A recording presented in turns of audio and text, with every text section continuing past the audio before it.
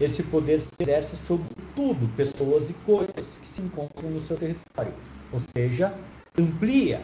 Quanto o Werneck diz que o Estado tem um poder de império sobre o território, e esse poder de império se impõe nas pessoas, já vem o Hannah e diz o quê? Não, é de fato um poder de império, todavia se impõe sobre pessoas e sobre coisas. Mais amplo ainda. A questão central aqui, pessoal, é o quê? Que não existe Estado sem território. Nós vamos ter povo sem território, muitas vezes, nós vamos ter nações sem território, mas nós não teremos Estado sem território. No momento da Constituição, o Estado integra um conjunto indissociável, que, entre outros elementos, conjuga território.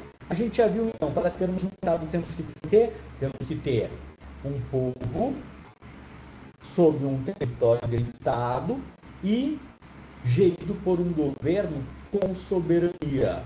Essa soberania, o limite de poder interno, ele é a maior autoridade interna e respeitado como igual na ordem externa. Então, a perda temporária do território não desnatura o Estado, que continua a existir enquanto não se tornar definitiva a possibilidade de se reintegrar o território com os demais elementos. Um determinado país invade outro e expulsa os moradores, o povo daquela área.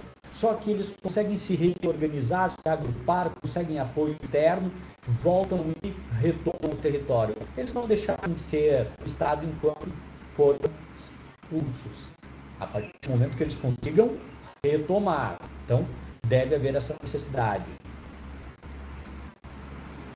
O território estabelece a delimitação de ação soberana do Estado. Acabo de falar para vocês, pessoal.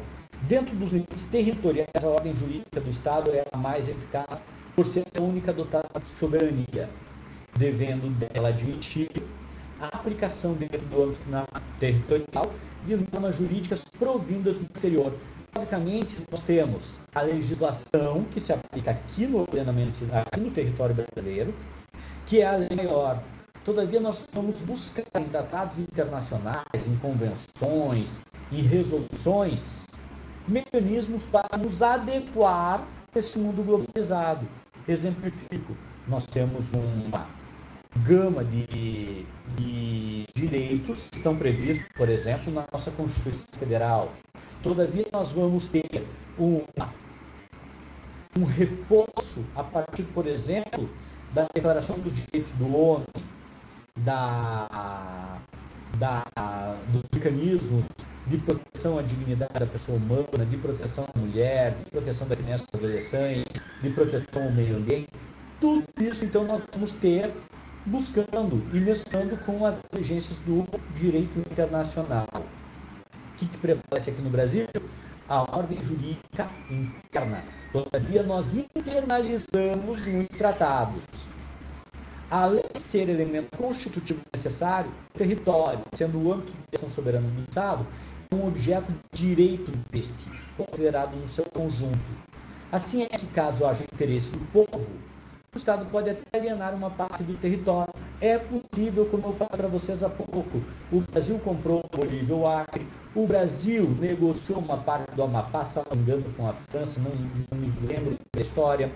Os Estados Unidos compraram da Rússia o Alasca. Então, pessoal, é possível? Claro que é possível. Não é muito comum na atualidade, mas no passado era possível.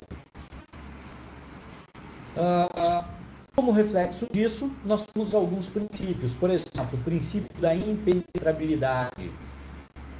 Significa reconhecer ao Estado o monopólio de ocupação de determinado espaço, sendo impossível que no mesmo lugar e ao mesmo tempo convivam duas ou mais soberanias. Resumo da ópera: dentro do território brasileiro, quem manda é o Brasil. Não pode forças militares de outro país, não podem pessoas de outro país adentrar o território brasileiro sem a anuência. Adentrou, pode ser considerado um ato de guerra, ou ainda, se forem militares, evidentemente, e se forem particulares, poderão ser deportados imediatamente. Mas não cometeram crime nenhum.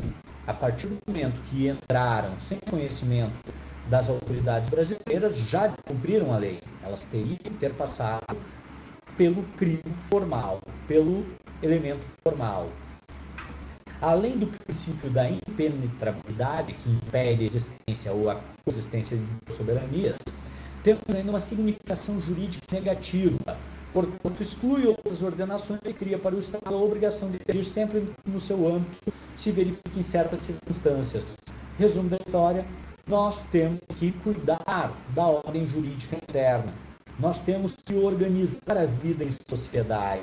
Isso é essencial e é dever do governo soberano, do Estado, criar mecanismos para assegurar a vida em sociedade dentro desse território. Então, as pessoas sujeitas de deveres e sujeitas de direitos. Tem uma significação positiva enquanto assegura ao Estado a possibilidade de agir soberanamente no âmbito de ação. Então, observem a disputa que nós estamos tendo atualmente dos níveis de governo no país. Nós temos a presidência da República que tenta fazer com que estados e municípios abram a sua atividade empresarial, comercial, estados e municípios dizendo que não, que vão manter o ambiente de quarentena por mais um determinado tempo. Então, pessoal, aqui nós estamos tendo o quê? Discussão sobre competência e etc. Agora, quem manda aqui é o poder político instituído. Pode vir em outro país e determinar o que nós faremos internamente. Então, a significação positiva é o quê? Ao Estado se afigura a possibilidade de agir soberanamente no seu campo de ação. Os limites do território, aí vai de cada território a definição. Nós temos o quê? Nós temos alguns limites que exigem uma visão mais detalhada.